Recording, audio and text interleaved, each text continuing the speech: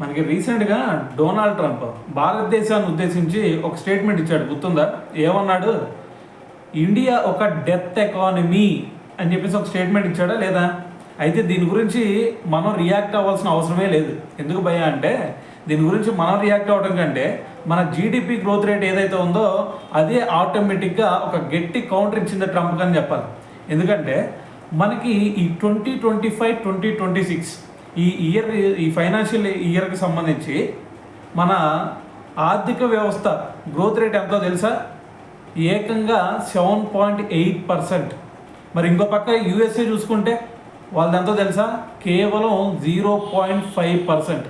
అంటే దీన్ని బట్టి అర్థం చేసుకోండి ఎంత డిఫరెన్స్ ఉంది. సో ఈవెన్ మనకి చైనా చెప్పాలంటే చైనాది కూడా కేవలం 5.2% మాత్రమే.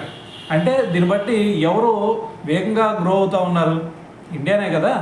సో మరి ఈ స్టేట్మెంట్ చూసిన తర్వాత ఖచ్చితంగా డొనాల్డ్ ట్రంప్ ఏదైతే మరి ఒక స్టేట్మెంట్ పాస్ చేశాడో డెత్ ఎకానమీ అని చెప్పేసి, సో దానికి ఒక గట్టి కౌంటర్ మన జీడిపి ఇచ్చిందని చెప్పాలి.